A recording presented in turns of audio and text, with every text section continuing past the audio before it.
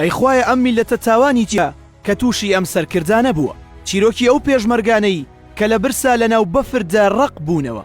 سەید کاکە لە کتێبی بیرەوەری پێشمەرگەیەکدا دەڵێت وا بڕیار بوو کە ئێمە بچین بۆ سووریا تاکوچەک لەگەڵ خۆمان بهێنین. لە کۆتایی مانگی نیسانی ساڵی 1970 من و کاک خالید و حەمەی حاجی مەحموود بەڕێکەوتین بەرەو هەکاری و هێزێکی زۆرمان لەگەڵ خۆمان دابرد. لە ڕێگا وا بڕیار بوو مام جەلال لەگەڵ ئێران ڕێک کەوت بێت و حەقیان بەسەر ئێمەوە نەبێت، بەڵام کە ئێمەیان بینی تەقەیان لێکردین و پێیان وتین ئەگەر بچینە خاکی ئەوان ئەوە لێمان ئەدەن. بۆیە بەناچاری بەناو بەفر و سەرمادا بە شاخەکاندا و بە نێوان هەردوو سنووردا ڕێمانە کرد.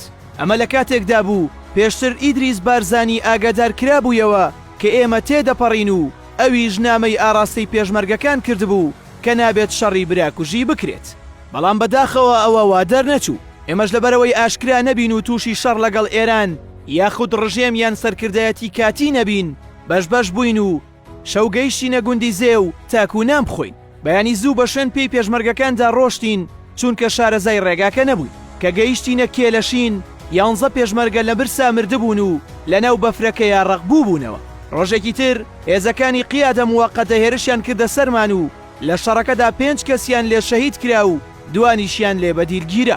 ڕۆژی دواتر لەگەڵ ئەو هۆزانەی کە چەکەکانیان لە یەکێتی وەرگرت بوو هاتنە سەرمان و هەموو شاخەکانیان لێگرتی. 14 گیرا بوو، هیچ مەجالێکی دەرچوونمان نەبوو. ناچار هێستر و شتەکانمان بەجێهێشتن و هەر یەکە و بەلایەکدا ڕۆشتین. حەمەی حاجی مەحموود هەر چۆنێک بوو گەڕابوویەوە سەرکردایەتی. لە کۆی 800 پێشمەرگە توانی بووی 7 پێشمەرگە ڕزگار بکات. نزیکەی 100 پێشمەرگەش تەسلیم بە ڕژێم بوونەوە و نزیکەی 150 پێشمەرگەش لەگەڵ کاک خالید بەڕێکەوت بوون. لە سنووری تورکیا هۆزە تورکەکان دەوریان دەدەن و نزیکەی 30 پێشمەرگەیان لێ دەکوژن و ئەوانی تریش بەبێ چەک دەدەنە دەست سەرکردایەتی کاتی.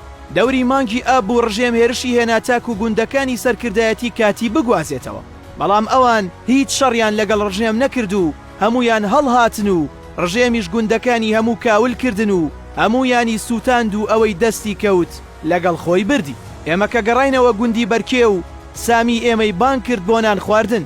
لەوێ سامی وێنەیەکی لەیلا قاسمی لە دیوارەکەی هەڵواسی بوو. منیش وتم ئەوە کێیە؟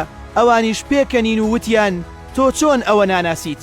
ئەوە لەیلا قاسمە، ئەو کەسەی کە لە بەغداد گیرا و لە سێدارە درا، خۆ تۆ پێشمەرگەی ئەیلول بوویت ئەبوایە بیناسیت. منیش وتم باشە تۆ زیندووە کوژیت و بەسەر مردووەکانە هەڵەدەیت. جەنابەت 800 پێشمەرگەت لەناو بردووە و هاتووی وێنەی لەیلا قاسمت هەڵواسیوە. ئێمە لە دۆخێکدا بووین ڕژێم لە هەر شوێنێکا پێشمەرگەیەکی ببینایە لە ناوی ئەبرد، کەچی سەرکردە کوردەکانیش بیریان لەوە ئەکردەوە کە چۆن یەکتری لەناو برد. ئەی خوایە ئەم میلەتە تاوانی چییە کە تووشی ئەم سەرکردانە بووە؟